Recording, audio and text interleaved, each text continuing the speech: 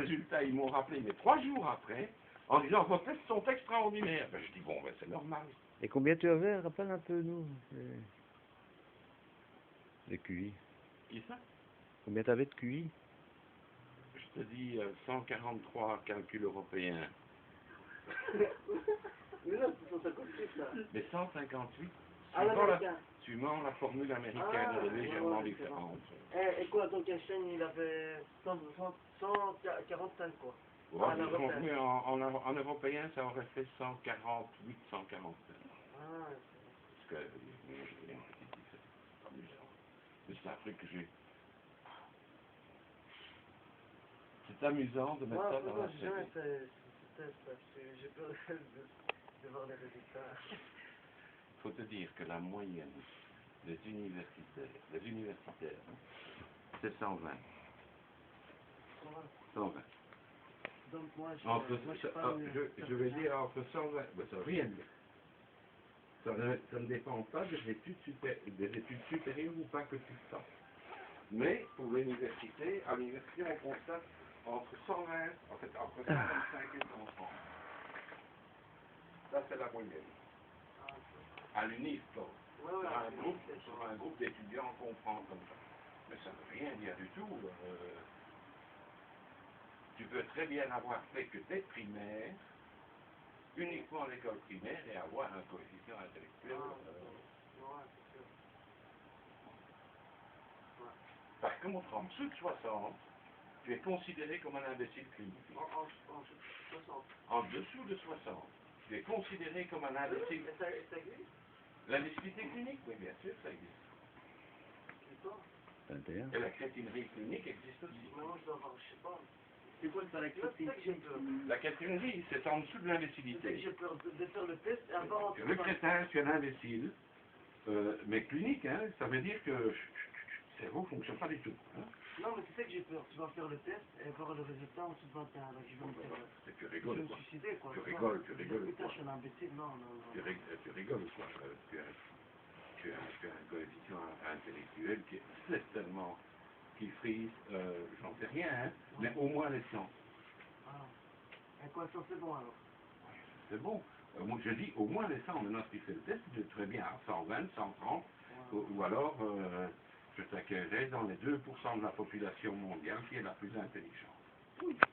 Mais j'espère bien faire C'est pour ça que je dis que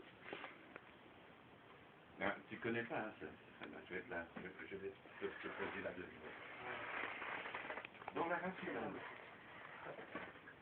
race humaine, quelle est la chose qui est la mieux partagée entre tout le monde, quelle que soit ta couleur, ton sexe, ta religion, ta race, ton parti politique?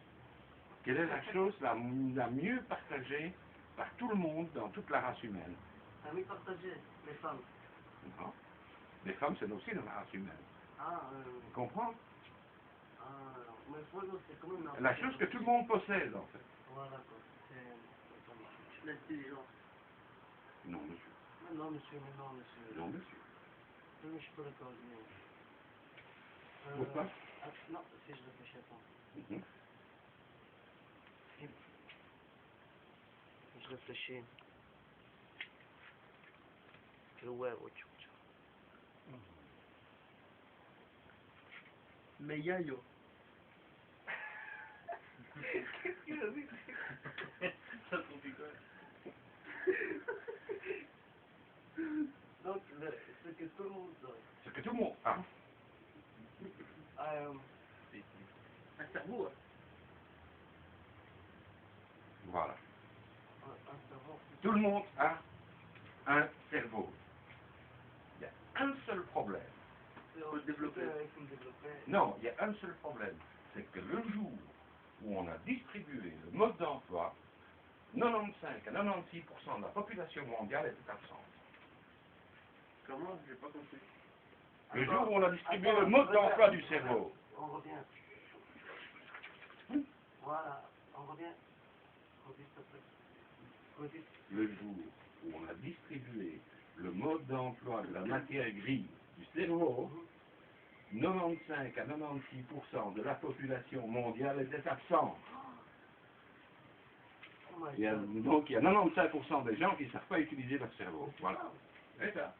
C'est 95%. mon emploi. Oh my god. Lui, on lui a distribué le bon emploi. Quel bon emploi? Oh. Mais quel bon emploi? Je sais pas moi. Pour pouvoir utiliser ton cerveau. Pour pouvoir utiliser ton cerveau, il faut un mode d'emploi quand même, non? Tout Eh bien, le jour où on l'a distribué, ce mode d'emploi, 95% de la population était absente. Je pense pas que je suis les 5% là. Je pense pas que je suis dans les 5% quand même. Non. Les 95%, c'est dans le milieu où il y a ce haut niveau intellectuel soi-disant. Mais je dirais que 80% de la population mondiale ne sait pas utiliser son cerveau. Il suffit de regarder ce qui se passe autour de toi. Oh, sans vie de personne. Sans vie de personne. Mais il me vit. Il me vit.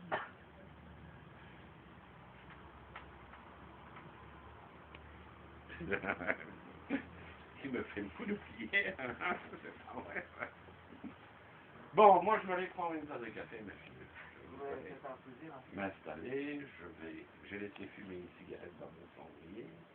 Heureusement que j'ai des cendriers de sécurité. Sinon, ça serait tombé par terre. On brûlerait le plancher, ça prend feu, il y a l'incendie, on évacue tout le monde. Sans indiscrétion, ça fait combien de temps que vous fumez? Moi, depuis l'âge de 8 ans. Wow. Oui, j'ai 62 ans, presque 63. 8 ans. C'est un enfant. Comment c'est ça qu'à l'âge de 8 ans vous avez commencé à fumer? Ah, mais voilà. Parce que je le faisais en cachette. Gros malin. Oh là là. Vous prenez des cigarettes de quoi pour moi? Je mettais de l'argent de côté, puis j'allais en acheter, il y a pas là. Et vous donnez de l'argent? Comme toi. Parce que t'as pas des parents, t'as pas des grands-parents qui, à différentes fêtes, te filent une enveloppe avec un peu de pognon ou des trucs comme ça. Moi, j'avais les oncles autour, les grands-parents, les parents, les machins. Eh bien, un paquet de cigarettes à l'époque de 10 cigarettes. De 10 cigarettes, parce qu'à l'époque, ça se faisait. Ça Comme coûtait... Marlboro toujours, Oui, mais tu sais, il y a des 5, il y a des 10 cigarettes maintenant aussi. Maintenant, on les vend même à l'artiste dans certains endroits. Et ça coûtait, je crois que ça coûtait 5 francs. Mais le vendeur, il donnait les paquets de cigarettes à l'âge de 8 ans. Oui, parce que j'avais cherché mes cigarettes pour mes parents. J'avais cherché les cigarettes pour mes parents, je les ramenais, mais j'avais acheté mon paquet de cigarettes pour moi aussi. Et parce que tu crois qu'à l'époque, maintenant, on ne peut plus donner de cigarettes à des... C'est né moins de 16 ans, maintenant. Ouais. Mais il y a 3 ans que ça fonctionne, ce système. Dans le temps, j'aurais eu 8 ans ou 10 ans, et un vendeur me dit, je ne vous vends pas de cigarettes, j'appelle les flics, j'ai obligé à me les donner, hein. Bien sûr. Moi aussi, je fume depuis que je suis petit. Mais quand dans le temps, j'aurais été compris qu'il a poussé Ouais, tu parles. J'ai commencé à être malade avec ma première cigarette, comme tout le monde. Moi, j'ai commencé à fumer. Maintenant, je vais avoir 19 ans. J'ai commencé à fumer, franchement, à 10 ans. Quand je suis venu d'arriver ici.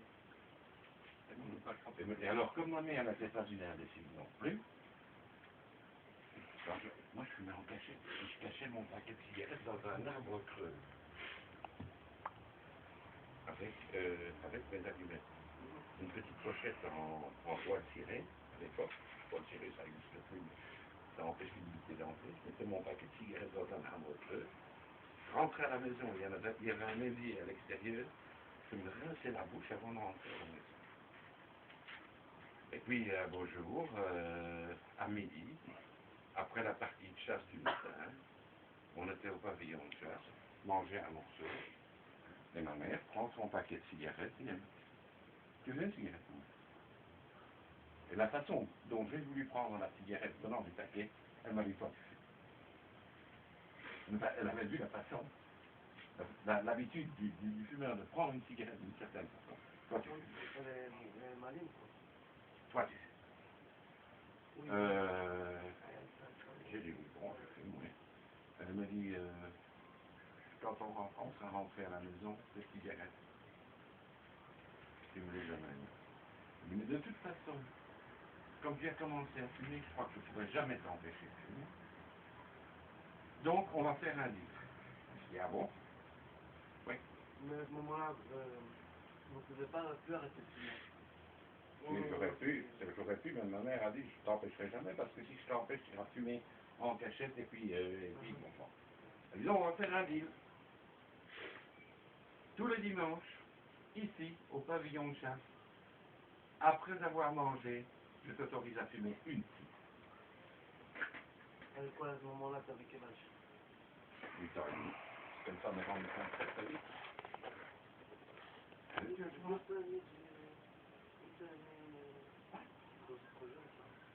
dit, mais tu auras une cigarette le dimanche. Bon, d'accord. Et j'ai tenu jusqu'en 1950. Une cigarette le dimanche. Sauf le jour de ma communion. Communion solennelle, parce que j'ai reçu un porte-cigarette en cuir. Bon, j'ai fumé. Oh, ce jour-là, je crois que j'ai bien fumé un paquet de cigarettes. À 12 ans. 13 ans, parce que j'ai Maintenant, vous fumez combien, un paquet par jour ou... Je fume entre 60 et 75 cigarettes par jour. 60 ou 70 par jour? C'est énorme. Un paquet là. C'est trop ça. Combien de cigarettes? 20 cigarettes par... 19 cigarettes par paquet. Comment 19? Il y a 19 cigarettes dans un paquet. Ah ouais. Non, il y en a 20 ou il y en a 25. Je sais pas combien de cigarettes il y a dans un paquet. 19 cigarettes. 20 ou 25. 19, c'est volé. Tu fais comme on a fait, comme ils faisaient en Angleterre dans le temps. Il y avait un paquet de cigarettes à 2 livres, fabriqué, que tu achetais chez le marchand. Tu ouvrais ton paquet, là, il n'y a pas de 25, une sombre de 20. Et tu avais 20 cigarettes. Tu allais au distributeur de cigarettes dans un bistrot, tu prenais les mêmes cigarettes, tu payais la même chose, et quand tu ouvrais ton paquet, tu avais 19 cigarettes. Tu faisais un bénéfice supplémentaire. Ce qui est vache, hein? Et alors, comme je lui ai déjà dit, jusqu'en 1958, à l'exposition universelle. Et une cigarette par jour, et à l'exposition Et universelle. quoi, donc de 8 ans, t'as tenu le coup jusqu'à quel âge? 14 ans, 13, c'est ça? 14. Ah, ça va. Puisque j'avais 13, 14 ans à l'exposition universelle de Bruxelles, dont tout le monde parle aujourd'hui. Et quoi, après ça, c'était tous les jours... C'est arrivé bêtement. C'est qu'il y a une soirée des industriels belges qui invitait des industriels du monde entier. Et on s'est retrouvés avec des Américains, avec des Russes, avec des Français, des Anglais. Et il y a une hôtesse d'accueil américaine qui m'a proposé une cigarette qui était une Lucky Strike. J'ai pris la cigarette, je l'ai allumée. Voyant ça, les Russes, elles ont disparu, elles sont revenues avec des paquets de cigarettes russes, comme ça, mais les cigarettes russes, tu sais, c'est un bout de cigarette comme ça, il y a un bout de carton comme ça. Voyant ça, les Américains m'ont donné des Strike, des Marlboro, Je suis rentré à la maison, j'avais entre 400 et 600 cigarettes, je ne sais plus, et à partir de là, j'ai commencé. Une cigarette par jour, 2 cigarettes par jour, 3 cigarettes par jour, un paquet par semaine, 2 paquets par semaine, un paquet par jour, 2 paquets par jour, et puis...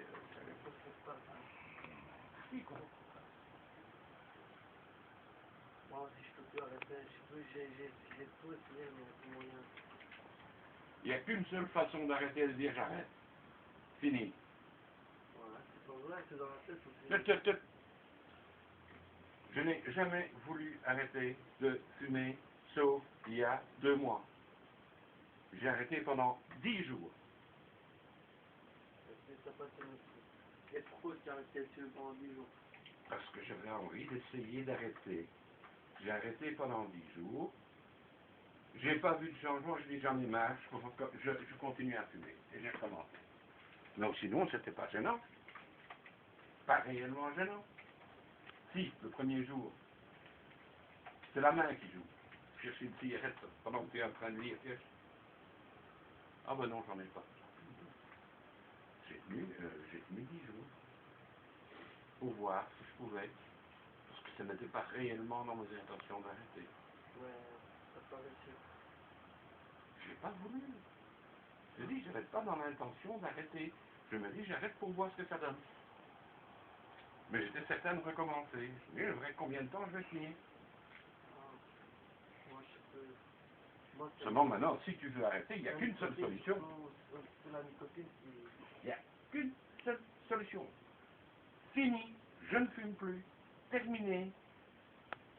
Et au bout de 3 semaines, tu n'as plus de traces de nicotine, surtout à ton âge. Il n'y a plus de dépendance à la nicotine, c'est parti. Sur n'importe quelle personne. Il suffit d'avoir la volonté. C'est peut-être qu'il y en a fait que je me dis la volonté, mais moi je sais J'ai connu un type, le père d'un ami. Il avait été commandant dans à la force publique au Congo. Au Katanga, disons. Où ça? Au Katanga, Katanga, ah mais ouais, Katanga. au Congo, Ouais. belge. Et il fumait des africaines. Du tabac africain. Ça n'a rien à voir avec le tabac. C'est plus fort, non? Oh! Non, mais pas plus fort que le gros tabac cubain, là. Beaucoup plus fort. C'était du noir. Mais noir comme un morceau de charbon. Et alors ultra fort. Et le type il fumait ce genre de cigarette. Et puis il a attrapé un cancer de la gorge. Mais ouais, mais ça donne, ouais, c'est ça. On l'a opéré, on lui a fait On est ouvert ici. un trou ici, donc Il avait par là. il avait perdu, non, je mange par là, mais il avait perdu, il respire par là. Ah, Et il a entendu quoi? C'est comme le calme.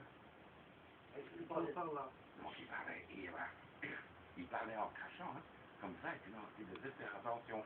Eh bien, le médecin lui a dit, attention, vous avez été opéré, fumez plus jamais une seule cigarette de votre vie. Hein. Et le type, c'est un grand fumeur. Il fumait 3 à 4 paquets de ces saloperies de cigarettes par jour. C'est ce qu'il a fait. Seulement, il faut voir aussi, c'est un petit bonhomme comme ça, mais alors une force de caractère. Il est allé acheter un paquet. On lui a dit qu'il ne pouvait plus fumer. Hein. Il a acheté un. Il l'a posé sur la table, il a tiré une cigarette légèrement en dehors du paquet. Et pendant 3 semaines, il a regardé ça. En suivant des gouttes comme ça, en tournant autour de la table. Je vais en prendre une. Et un beau jour, il s'est levé, il est descendu, il a vu le paquet de cigarettes, il l'a fermé, il l'a acheté dans la poubelle. Et c'est fini. Pendant 3 semaines, il a fumé. Et il a fait exprès de mettre un paquet devant lui pour être tenté à continuer. Il faut avoir une sacrée force de caractère. Mais il avait déjà le trou ici, non? Ah oui, il l'avait. On lui avait dit que s'il fumait, bon, il allait détruire, il allait aspirer par là, ça allait sortir par là déjà. C'est aussi... mais il allait redéclencher tout le mécanisme cancérigène, etc. Il allait crever. Hein. Cette cigarette-là, pendant 3 semaines. Sa femme m'a dit après, il n'était pas à prendre avec des pincettes, parce que lui était réellement intoxiqué. Il était intoxiqué à mort. Et tourner autour de cette table et en suivant des gouttes, comme ça. Caractère épouvantable pendant 3 semaines. Et puis au bout de 3 semaines, fini, terminé. Il est descendu, il a pris le paquet, poubelle, plus jamais. Mesdames et messieurs, nous allons devoir rendre l'antenne par manque de pellicule. Parce que tu filmes en fait. Mais c'est un embêtant ce garçon. Mais je pense qu'on va laisser ça pour la suite pour la prochaine. Là. Je n'aime pas ce garçon. Je n'aime pas ce garçon. Et pourquoi donc, monsieur?